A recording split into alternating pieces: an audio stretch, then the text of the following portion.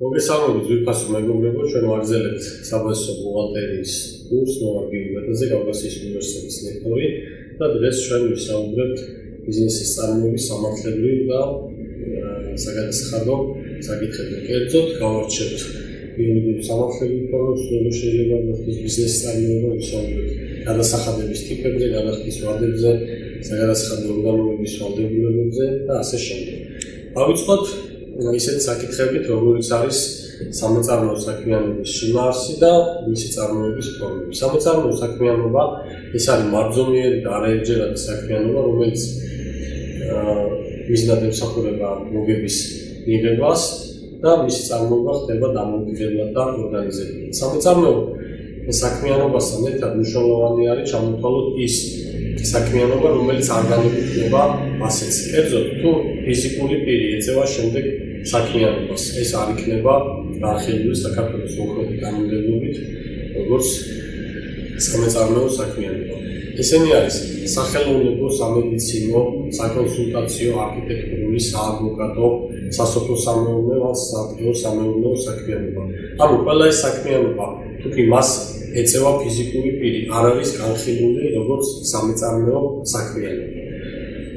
რაც შეეხება თვითონ სამოწარმოო საქმიანობას, სამოწარმოო საქმიანობას ახორციელებს მეწარმე სუბიექტი პირი. საქართველოს მოქმედი კანონმდებლობით, და ეს კანონმდებლობა არის საქართველოს კანონი მეწარმეთა შესახებ, მეწარმე პირები არიან ინდივიდუალური მეწარმე, სოლიდარული პასუხისმგებლობის საზოგადოება, კომანდიტური საზოგადოება, შეზღუდული პასუხისმგებლობის საზოგადოება, სააქციო საზოგადოება და კოოპერატივი.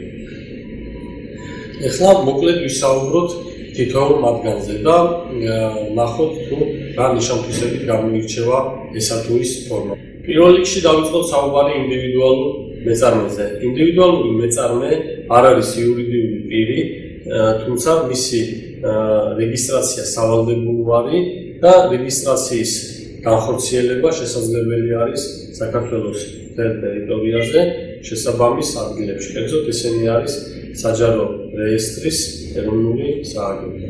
ინდივიდუალურ მეწარმეს როგორც იურიდიულ სამართლებრივ სუბიექტს გააჩნია თავისი დადებითი და უარყოფითი მხარეები. დადებითი მხარე არის პირველ რიგში ის, რომ მისი რეგისტრაცია კანონდადგენილი ფორმით არის ყველაზე მარტივი და შესაძლებელი არის საქართველოს მთელ ტერიტორიაზე არსებულ შესაბამის მომსახურების ცენტრებში. ამასთანავე უნდა აღნიშნოთ, რომ ინდივიდუალური მეწარმის რეგისტრაცია გაცილებით ნაკლები დაუჯდება ფიზიკურ პირს, ვიდრე თქვათ სხვა იურიდიულ სამართლებრივი ფორმის ჩამოყალიბება. თუმცა ინდივიდუალურ მეწარმეს გააჩნია თავისი უარყოფითი თვისებები და ეს არის ის, რომ ინდივიდუალური მეწარმე კრედიტორების მიმართ წარმოქმნილ ვალდებულებებზე პასუხს აგებს მთელი თავისი ქონებით.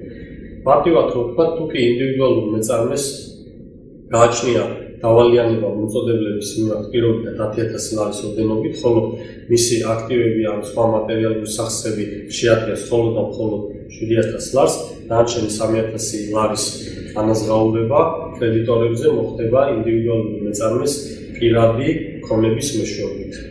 რაც შეეხება სხვა ტიპის იურიდიულ სამართლებრივ ფორმებს, როგორც არის სოლიდარული, კომანდიტური, შეზღუდული პასუხისმგებლობის ან სააქციო საზოგადოება, ამ შემთხვევაში ჩვენ გვაქვს გამიჯნული პასუხისმგებლობა.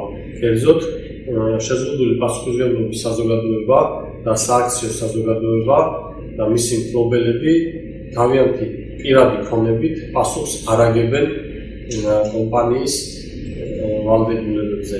მესამე მხარის ან კრედიტორის მიმართ. სამოწარმოო საქმიანობის შემდეგი სუბიექტი არის სოლიდარული პასუხისმგებლობის საზოგადოება, რომლის დროსაც რამდენიმე პირი ან პარტნიორი ერთობლივად ერთიანი საფირმო სახელწოდების გამოყენებით ეწევა სამოწარმოო საქმიანობას და საზოგადოების ვალდებულებებისათვის კრედიტორების წინაშე პასუხს აგებს მთელი თავისი ქონებით. ანუ თითოეული წევრი ან პარტნიორი პასუხისმგებელი არის თავისი პირადი ქონებით კომპანიის მიერ წარმოქმნილ ვალდებულებებზე. სოლიდარული პასუხისმგებლობის საზოგადოება ხშირად გამოიყენება იურიდიული საქმიანობის საწარმოებლად, როდესაც რამდენიმე იურისტი გადაწყვეტს ერთად აწარმოოს ბიზნესი, ან გაუწიოს მომხმარებელს იურიდიული საკონსულტაციო მომსახურება და ასეთ შემთხვევაში ფორმა, რომლის არჩევა ხდება როგორც სოლიდარული პასუხისმგებლობის საზოგადოება. აგრეთვე არსებობს კომანდიტური საზოგადოება, რომელშიც პარტნიორები გაყოფილი არიან ორ ნაწილად. არიან სოლიდარული პასუხისმგებლობის პარტნიორები და არიან შეზღუდული პასუხისმგებლობის პარტნიორები. შესაბამისად, სოლიდარული პასუხისმგებლობის პარტნიორები პასუხს აგებენ კომპანიის ვალდებულებებზე მესამე მხარის მიმართ სრულად, ხოლო შეზღუდული პარტნიორები კი პასუხს არ აგებენ ასეთი ვალდებულებების მიმართ. ასეთი გაყოფა საშუალება იძლევა იმისა, რომ საზოგადოებაში არსებობდეს ორი ტიპის პარტნიორები, რომელთაგან ნაწილი პასუხისმგებელი არის თავისი ქონებით, ხოლო ნაწილი კი გამოირჩევა შეზღუდული პასუხისმგებლობით. ამასთანავე უნდა აღვნიშნოთ ის, რომ კომანდიტური საზოგადოების შემთხვევაში, მიუხედავად პარტნიორებს შორის არსებული გარიგებისა, ასეთი გარიგება ბათილი არის მესამე მხარის მიმართ. ანუ თუ პარტნიორები შეთანხმდებიან, რომ სოლიდარული პასუხისმგებლობა სხვადასხვა იქნება თითოეული პარტნიორისთვის, ეს შეთანხმება მესამე მხარისათვის იქნება ბათილი. და ამ შემთხვევაში ეს მესამე მხარე ნებისმიერ ურთიერთობებში გაეკნობა საქართველოს მოქმედ კანონმდებლობას.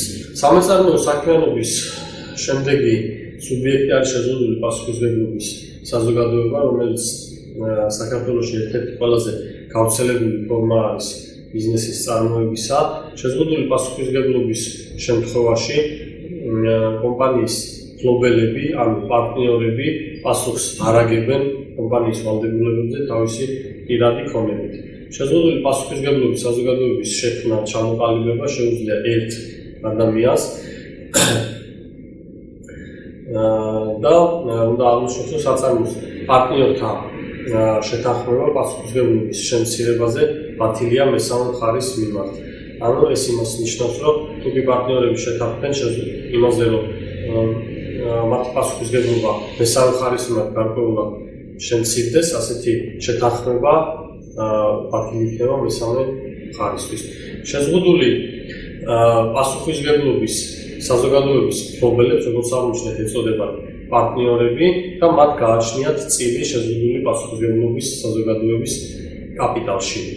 ეს წილი წარმოადგენს მიმოქცევად უფლებას, ანუ შესაძლებელი არის ერთმა პარტნიორმა შეიძინოს, გაასხვისოს სრულად ან ნაწილობრივ თავის საკუთრებაში არსებული წილი.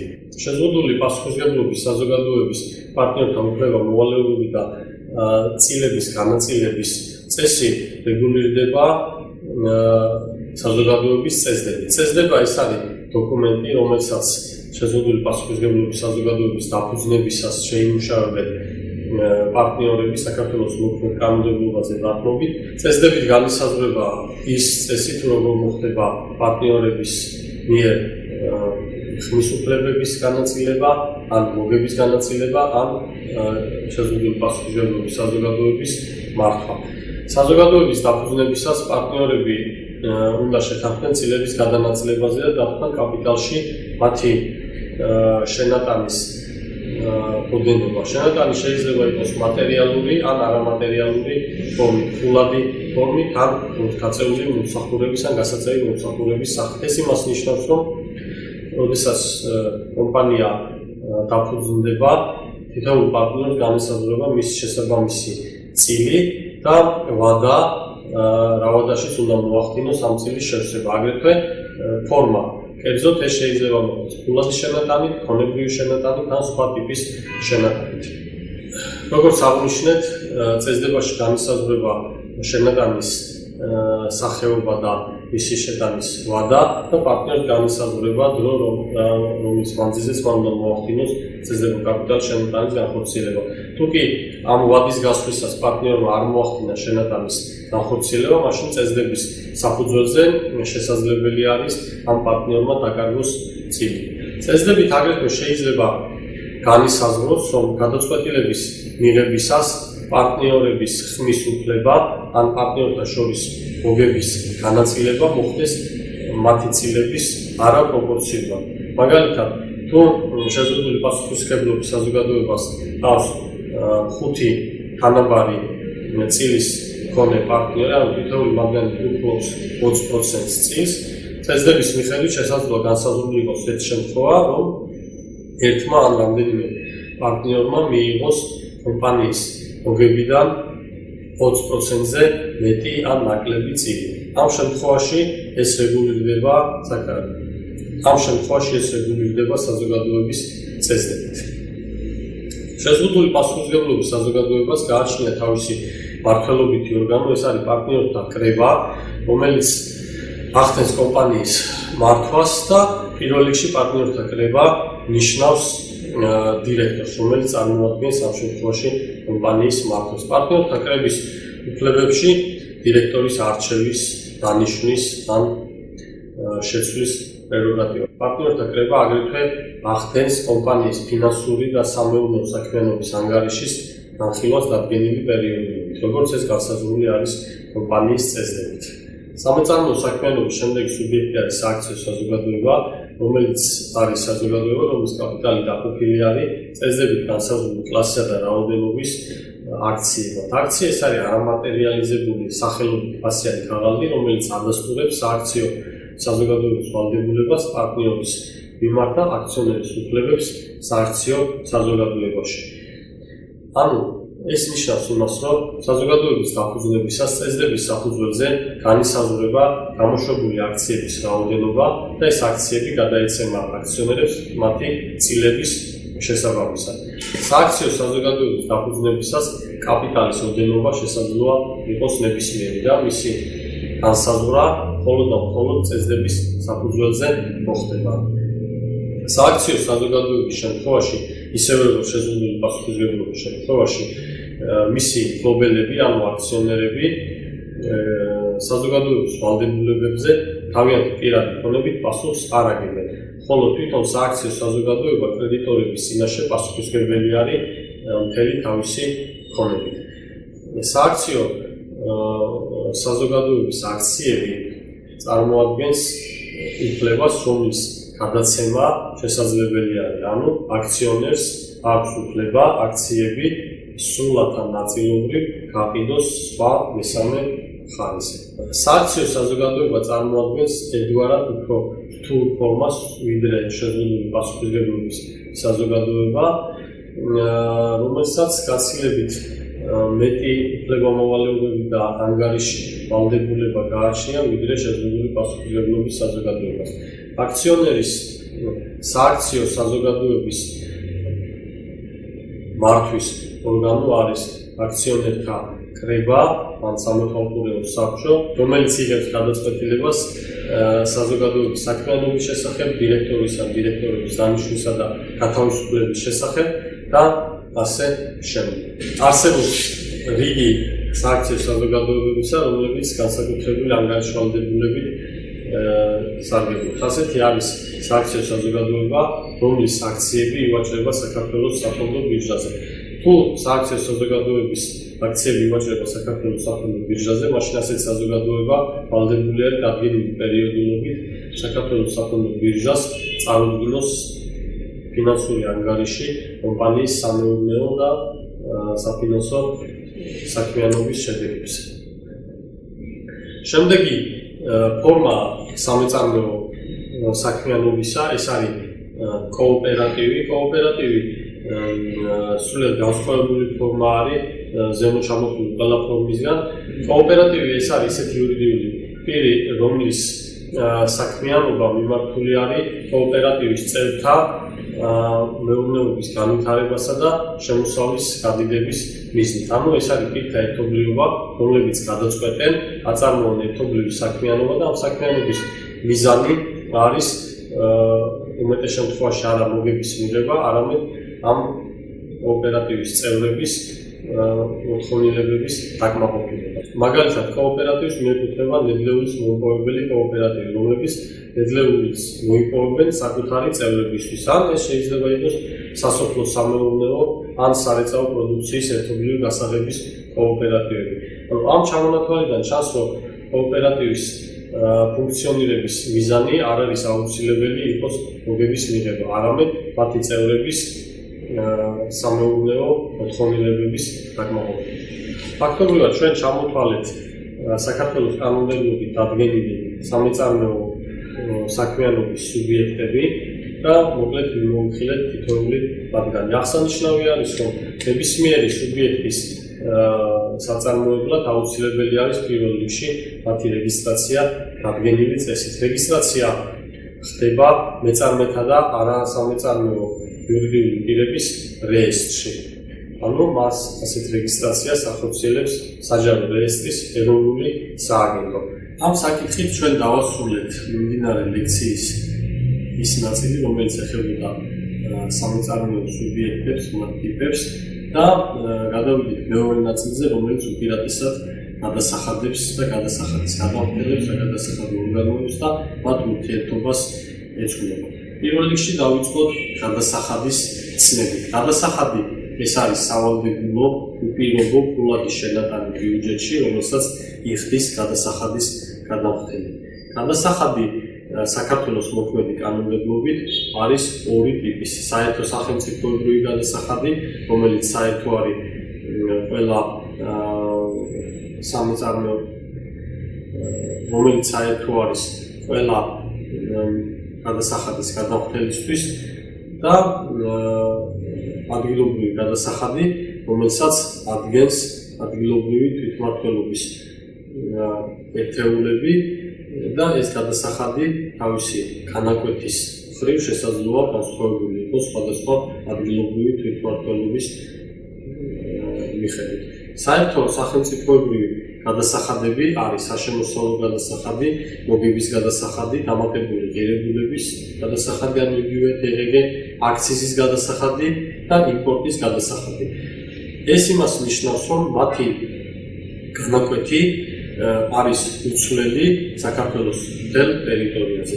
რაც შეეხება ადგილობრივ გადასახადს, ეს არის ქონების გადასახადი და მიუხედავად იმისა, რომ ქონების გადასახადი გადახდა სავალდებულოა მთელი საქართველოს ტერიტორიაზე გადასახადის გადამხდელებისთვის, მისი ოდენობა შესაძლოა განსხვავებული იყოს სხვადასხვა თვითმმართველი სუბიექტის მიხედვით. მაგალითად, ქუთაისში გადასახადის განაკვეთი დადგენილი არის ადგილობრივი თვითმმართველობის მიერ და ის შეიძლება განსხვავებული იყოს ბათუმისგან, სადაც იგივე გადასახადს ადგენს უკვე ბათუმის ადგილობრივი თვითმმართველობა. ორივე ტიპის გადასახადი, როგორც ადგილობრივი, ასევე საერთო სახელმწიფოებრივი, ცხადია ექვემდებარება უპირობო გადახდას ბიუჯეტში. გადასახადების განხილვისას მნიშვნელოვანი არის განსაზღვროთ საქმიანობის ტიპები, რომელიც უკავშირდება გადასაგანცხადო ვალდებულების წარმოებას. პირველ რიგში ეს არის ეკონომიკური საქმიანობა, ანუ ისეთი საქმიანობა, რომელიც ხორციელდება მოგების, შემოსავლის ან კომპენსაციის მიღების მიზნით. გარდა ეკონომიკური საქმიანობისა გვაქვს კიდევ სხვა საქმიანობები, რომელიც ცხადია ეკონომიკურ საქმიანობას არ განეკუთვნება. ასეთი საქმიანობა არის სახელმწიფო ორგანოების საქმიანობა, რომელიც უშუალოდ არის დაკავშირებული მათი მოვალეობების შესრულებასთან, არის აგრეთვე საქველმოქმედო საქმიანობა, რელიგიური საქმიანობა, აქირავებით მუშაობა და ფიზიკური პირის მიერ საფინანსო დაწესებულებებში ან ბანკებში თანხების განთავსება დეპოზიტებზე ან ანაბლებზე. ორივე ზემოთ ჩამოთვლილი არ განეკუთვნება ეკონომიკურ საქმიანობას. ეხლა მცირეოდენ დეტალიზაცია მოვახდინოთ აქ ჩამოთვლილი საქმიანობისა. კერძოდ, საქველმოქმედო საქმიანობა ეს არის დახმარების უშუალოდ ან მესამე პირის მეშვეობით გაწევა ისეთი პირებისთვის, რომლებიც ასეთ დახმარებას საჭიროებენ. მაგალითად, ორგანიზაციების მიერ საზოგადოებისთვის სასარგებლო საქმიანობის განხორციელება, ადამიანის უფლებების დაცვის, გარემოს დაცვის, დემოკრატიისა და სამოქალაქო საზოგადოების გამყარების და განვითარების სახით და ასე შემდეგ. ანუ ეს ყველაფერი მიეკუთვნება საქველმოქმედო საქმიანობას და თუკი კომპანია ამ კრიტერიუმებს აკმაყოფილებს, ითვლება, რომ ის არ ახორციელებს ეკონომიკურ საქმიანობას, არამედ ახორციელებს საქველმოქმედო საქმიანობას. გადასახადების განხილვისას მნიშვნელოვანი არის ვისაუბროთ აგრეთვე ისეთ კატეგორიებზე, როგორც არის საქონელი და მომსახურება. ვინაიდან ნებისმიერი კომპანია, იურიდიული სამართლებრივი ფორმა საწარმოსი, რომელიც საქართველოს ტერიტორიაზე მოქმედებს, გახდენს საქონლის რეალიზაციას მიწოდებას ან მომსახურების რეალიზაციას.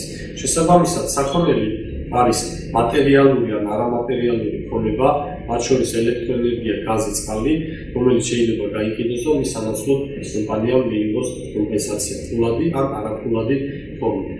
მომსახურებად ითვლება ის საქმიანობა, რომელიც არ არის საქონლის მიწოდება. მაგალითად, თუ ჩვენ ჩავუყრით მომსახურების მაგალითებს, ეს შეიძლება იყოს მშენებლო სამონტაჟო, გეოლოგიური, სარემონტო, იურიდიული, საგადასახადო, აუდიტორული და სხვადასხვა მომსახურება. როგორც აღნიშნეთ, სამეწარმეო სუბიექტების საქმიანობა მიზნად ისყავს საქონლისა და მომსახურების რეალიზაციას და მათ სანაცვლოდ კომპენსაციის მიღებას და მნიშვნელოვანი არის ვისაუბროთ საბაზრო და ფაქტობრივ ფასზე. კერძოდ, დაბეგვრის მიზნებისთვის გამოიყენება გარიგებაში საქონლის ან მომსახურების ფაქტობრივი ფასი, ან აგრეთვე შესაძლებელია გამოყენებული იქნეს საბაზრო ფასი. ფაქტობრივი ფასი ეს არის ისეთი ფასი, რომლის გადახდაც მოხდა საქონლის ან მომსახურების გაყიდვისას. საბაზრო ფასი ყალიბდება საქონლის ან მომსახურების ბაზარზე იდენტური ან მსგავსი საქონლის ან მომსახურების ყიდვა-გაყიდვის შემთხვევაში, თუ ეს ყიდვა-გაყიდვა მოხდება ორ ერთმანეთთან არა ურთიერთდაკავშირებულ პირებს შორის, ან თუ მოხდება ურთიერთდაკავშირებულ პირებს შორის, ასეთი ურთიერთკავშირი გავლენას არ ახდენს საბაზრო ფასის სიდიდეზე. ფაქტიურად ეს არის ფასი, რომელსაც აყალიბებს ბაზარი მოთხოვნისა და მიწოდების მეშვეობით. საგადასახადო მიზნებისთვის გამოიყენება როგორც ფაქტობრივი, ასევე საბაზრო ფასი. ეხლა ვისაუბროთ იმაზე, თუ როდის ხდება საბაზრო ფასის გამოყენება. საბაზრო ფასი გამოიყენება იმ შემთხვევაში, თუ გარიგება იდება ორ ურთიერთდაკავშირებულ მხარეებს შორის და აგრეთვე ისეთ შემთხვევაში, როდესაც საგადასახადო ორგანოები ადასტურებენ იმას, რომ მხარეებს შორის გარიგებისას გამოყენებული იქნა საბაზროსაგან განსხვავებული ფასი. ჩვენ ფაქტობრივი და საბაზრო ფასის განსაზღვრისას ვახსენებ ისეთი ცნება, როგორც არის ურთიერთდაკავშირებული პირი. და უფრო დეტალურად ვისაუბროთ იმაზე, თუ რა არის ესეთი ურთიერთდაკავშირებული პირი. ურთიერთდაკავშირებული არის პირი, თუ ისინი არიან ერთი საწარმოს თანფუძვლებლები და მათი ჯამური წილი არის არამაგრად 20%-ისა, ან ერთი პირი პირდაპირ ან არაპირდაპირ მონაწილეობს მეორე პირის საწარმოში და თუ ასეთი მონაწილეობის წილი არის არამაგრად 20%-ისა. გარდა ჩამოთვლილი განმარტებებისა, პირი ითვლება ურთიერთდაკავშირებულ პირად, თუ კი ისინი არიან ერთმანეთის ნათესავები, ან ერთი პირი წარმოადგენს თანამდებობრივად დაქვემდებარებულ სხვა პირის მიმართ, ან ეს პირები ერთად აკონტროლებენ სხვა პირს. ანუ ეს არის ისეთი შემთხვევა, როდესაც ერთი ან რამდენიმე პირი დაკავშირებული არის ერთმანეთთან ნათესაობრივი, სამსახურებრივი ან თანამდებობრივი კავშირებით და ასეთ შემთხვევაში შესაძლოა არის ამ ურთიერთდაკავშირებულ პირებს შორის მოხდეს გარიგების დადება, რომელიც არ არის საბაზრო ფასით დადებული გარიგება. სწორედ ამ მიზნით საგადასახადო ორგანოს აქვს უფლება, რომ გამოიყენოს არა ფაქტობრივი ფასი, არამედ საბაზრო ფასი. ამჯერად ვისაუბროთ საქართველოში არსებულ საგადასახადო ორგანოებზე და პირველ რიგში ეს არის საქართველოს შემოსავლების სამსახური და მის შემადგენლობაში არსებული სტრუქტურული ერთეულები. საქართველოს შემოსავლების სამსახური არის ფინანსთა სამინისტროს მმართველობის სფეროში შემავალი სახელმწიფო კონტროლის განმახორციელებელი საჯარო სამართლის იურიდიული პირი, რომელიც თავის უფლებამოსილებას ახორციელებს საქართველოს მთელ ტერიტორიაზე და რომელსაც შესაძლებელია ჰქონდეს ერთი ან რამდენიმე კადრის საბჭო. საქართველოს შემოსავლების სამსახური შესაბამისად საგადასახადო ორგანოებს გააჩნიათ როგორც თავიანთი ვალდებულებები, ასევე უფლებამოსილება. უფლებამოსილებებს მიეკუთვნება საქართველოს შემოსავლების სამსახურის უფლება მოახდინოს საქართველოში გადასახადის გადამფერის ეკონომიკურ საქმიანობასთან დაკავშირებული ყველა სახის საბუთის შემოწმება და ასეთ საბუთებს მიეკუთვნება მისი სამეურნეო, ეკონომიკური ფინანსური, საბანკო და სხვა ტიპის დოკუმენტები. იგი აგრეთვე უფლებამოსილი არის გადასახადის გადამხდელისგან მიიღოს გადასახადის გამოანგარიშებასთან და გადახდასთან დაკავშირებული დოკუმენტები. აგრეთვე უფლებამოსილი არის წერილობითი ან ზეპირსიტყვიერი ახსნა-განმარტებები მოთხოვს გადასახადის გადამხდელს საგადასახადო შემოწმების წარმოების პროცესში. საქართველოს შემოსავლების სამსახური აგრეთვე უფლებამოსილია გამოიკვლიოს გადასახადის გადამხდელის საწარმოო, სასაწყობო და სხვა სათავსოები, განახორციელოს საგადასახადო მონიტორინგი, მოახდინოს ინვენტარიზაციით ქონობისა და სასაქონლო მატერიალური ფასეულობების აღრიცხვა, ჩაატაროს საგადასახადო შემოწმება, ჩაატაროს დაკვირვება გადასახადის გადამხდელის რეალიზებაზე ქრონომეტრაჟის მეშვეობით, მოახდინოს საკონტროლო შესყიდვები და უზრუნველყოს ყველა ის საქმიანობა, რომელიც დაკავშირებული არის გადასახადების ადმინისტრირებასთან საქართველოს ტერიტორიაზე.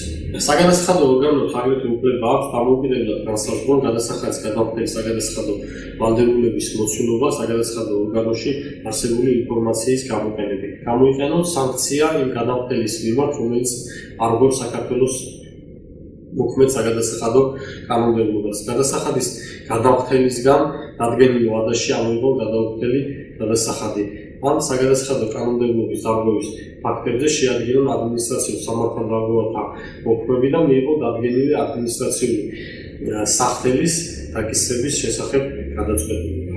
საგადასახადო ორგანოების უფლებებს აგრეთვე მიეკუთვნება დასაბეგრი ობიექტის სრულად განსაზღვრის მიზნით საქონლის ან მომსახურების საკონტროლო შესყიდვის განხორციელება, გადასახადების ადმინისტრირების მიზნით სპეციალისტებისა და ექსპერტების მოწვევა, სამსახურებრივი მიზნებისთვის საქართველოს ადგილობრივი თვითმმართველობის ორგანოებისაგან ან სახელმწიფო სხვა ორგანოებისაგან უსასყიდლოდ მიიღონ მონაცემები, ცნობები, დოკუმენტები და სხვა საჭირო ინფორმაცია. მოითხოვონ და მიიღონ სააღრიცხვო დოკუმენტაციის ასლი, დააყენონ რიცხვები და აიღონ მათი მაჩვენებლები, ან დადგენილი წესით დაუხონ დოკუმენტები და სხვადასხვა მასალები. შემდეგი საკითხი ეს არის გადასახადის გადამხდელის ვალდებულებები. გადასახადის გადამხდელს პირველ რიგში მიეკუთვნება ის პირი, მეწარმე ფიზიკური პირი ან მეწარმე იურიდიული პირი, რომელიც მოქმედებს საქართველოს ტერიტორიაზე დადგენილი წესით, მისი განხორციელებული საქმიანობა არის ეკონომიკური საქმიანობა და მას ეკიცხადია ეკისრება გადასახადის გადახდის ვალდებულება. გადასახადის გადამხდელი ვალდებული არის ამ რიცხვაზე დადგეს შესაბამის საგადასახადო ორგანოში ან დარეგისტრირდეს მეწარმეთა და არასამეწარმეო იურიდიული პირების რეესტრში. წარუდგინოს საგადასახადო ორგანოს საგადასახადო დეკლარაციები, გაანგარიშებები და სააღრიცხვო დოკუმენტები. გადასახადის დაბებულის ობიექტის დადგენისთვის აუცილებელი დოკუმენტები შეინახოს 3 წლის განმავლობაში. გადასახადის გადამხდელის მოწმობის ასლი და საცალო ვაჭრობის შემთხვევაში ფასის მაჩვენებელი ქართულ ლარებში თანხების მითითებით განათავსოს მომხმარებლისთვის თვალსაჩინო ადგილს. ამჯერად ვისაუბროთ ისეთ საკითხზე, როგორც არის კომუნიკაცია გადასახადის გადამხდელსა და საგადასახადო ორგანოების შორის და ეს კომუნიკაცია შესაძლოა განხორციელდეს როგორც წერილობითი ფორმით, ანუ პოსტის მეშვეობით, ასევე ელექტრონულად, ანუ ელპოსტისა და საიტების გამოყენების მეშვეობით.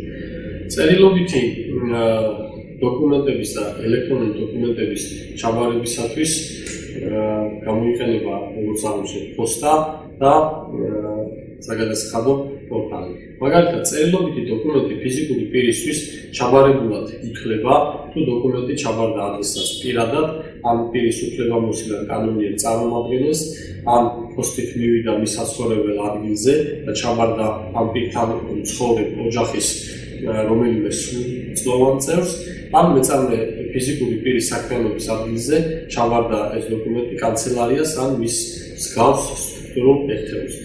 რაც შეეხება წერილობითი დოკუმენტაციის ჩაბარებას გადასახადის გადამხდელისთვის, ასეთი დოკუმენტაცია ჩაბარებულად ითვლება, თუ დოკუმენტი ჩაბარდა უფლებამოსილ პირს, ან პირის უფლებამოსილ ან კანონიერ წარმომადგენელს, ან სარეგისტრაციო დოკუმენტით განკუთვნილ მისამართზე ჩაბარდა კანცელარიას ან მსგავსი დანიშნულების სტრუქტურულ ერთეულს, ან სარეგისტრაციო დოკუმენტებით იურიდიული მისამართად განსაზღვრულ საცხოვრებელ ბინაში ჩაბარდა ცხოვრებ ნებისმიერ სრულწლოვან პირს.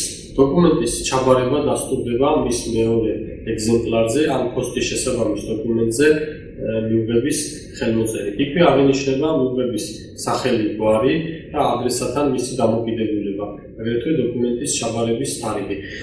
პირისათვის ელექტრონული ფორმით გაგზავნილი დოკუმენტი ჩაბარებულად ითვლება ადრესატის მიერ მისი გაცნობისთანავე.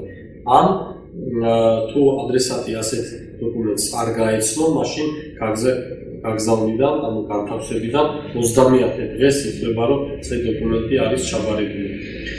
ანუ თუ გადასახადის გადამხდელი არის დარეგისტრირებული საგადასახადო პორტალზე და საგადასახადო პორტალზე მას გაეგზავნა ელექტრონული სახის შეტყობინება.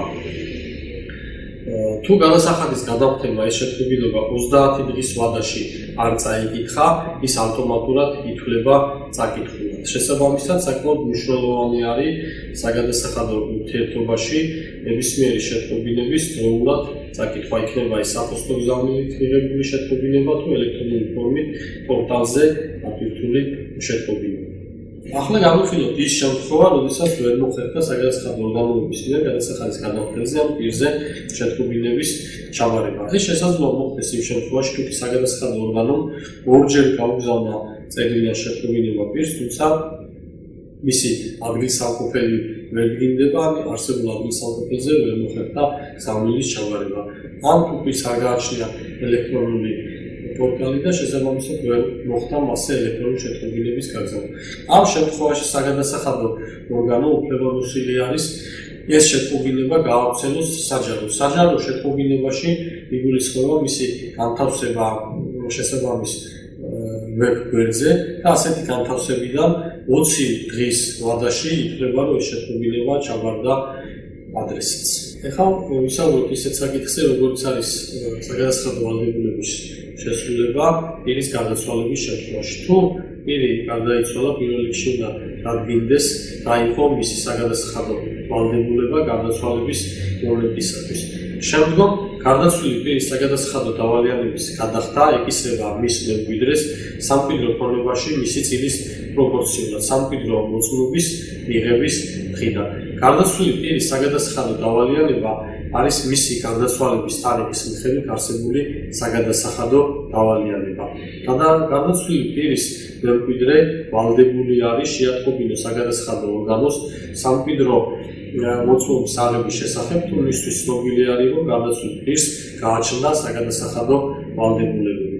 ეს იმას ნიშნავს, რომ გარდაცვალების შემდეგ, თუ კი კანონიერი მემკვიდრე დაისაკუთრებს მემკვიდრეობას, საგადასახადო ვალდებულების გადახდა ეკისრება მას.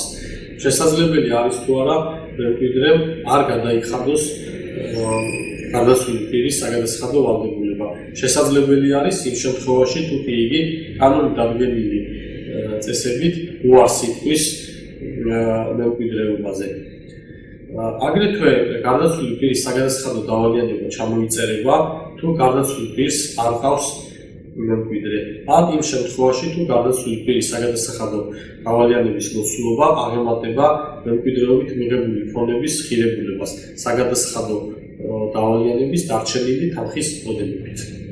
შემდეგი საკითხი, რაზეც გვინდა ვისაუბროთ, ეს არის გადასახადების დარიცხვა. გადასახადების დარიცხვას ახდენს საქართველოს საგადასახადო ორგანო და გადასახადების დარიცხვა აისახება გადასახადის გადამხდელის პირად ბარათზე. გადასახადების დარიცხვის საფუძველი შესაძლოა იყოს გადასახადის გადამხდელის მიერ წარდგენილი დეკლარაციები, იქნება ეს ქონების დეკლარაცია, საშემოსავლო DGG-ის დეკლარაცია, ეს შეიძლება იყოს იმპორტის დეკლარაცია, გადასახადების დარიცხვა აგრეთვე შეიძლება განხორციელდეს საგადასახადო შემოწმების აქტის მეშვეობით. გადასახადების დარიცხვა აგრეთვე შესაძლებელია მოხდეს საგადასახადო ორგანოებისათვის სხვა მაკონტროლებელი ან სამართალდამცავი ორგანოების მიერ ინფორმაციის მიწოდების საშუალებით. ამ საგადასახადო ორგანო უფლებამოსილია ის დაარიცხოს გადასახადი თავის ხელთ არსებული ინფორმაციის საფუძველზე თუ პირი მას არ წარმოადგენს გადასახადის დასარიცხად საჭირო ინფორმაციას. გადასახადების დარიცხვაზე საუბრისას ჩვენ ვახსენებთ საგადასახადო დეკლარაცია. საგადასახადო დეკლარაცია არის პირის ანგარიშება გადასახადის გამოანგარიშების შესახებ. საგადასახადო დეკლარაციაში ჩამოთვლილი საგადასახადო ვალდებულების თანხის გაანგარიშება ხორციელდება სრულ ლარებში და ერთ ლარამდე საგადასახადო ვალდებულება ბრუნდება.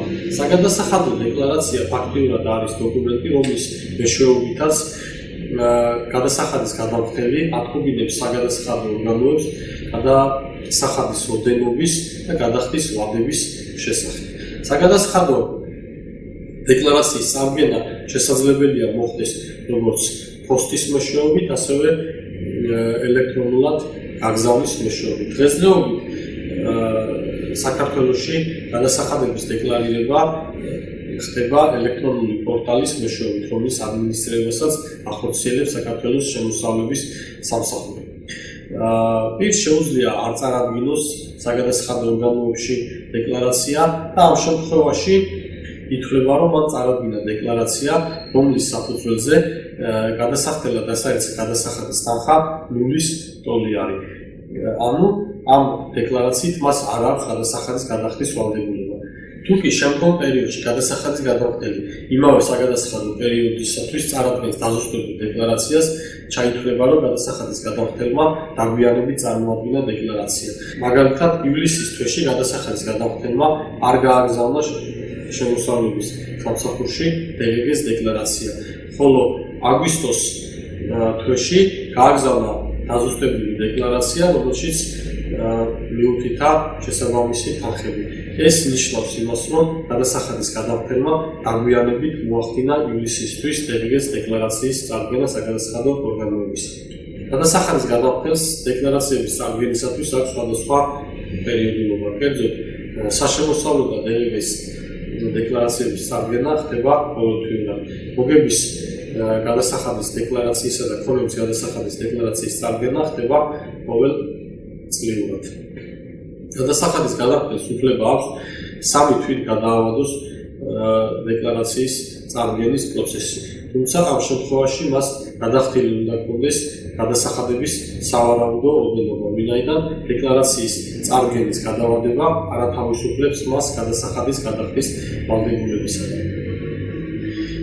იმისათვის, რომ პირმა ისარგებლოს დეკლარაციის წარდგენის გადავადებით, მან ამის შესახებ საგადასახადო ორგანოებს უნდა აცნობს წერილობითი ფორმები და მიუთითოს მიზეზი, თუ რატო ხდება დეკლარაციის გადავადება.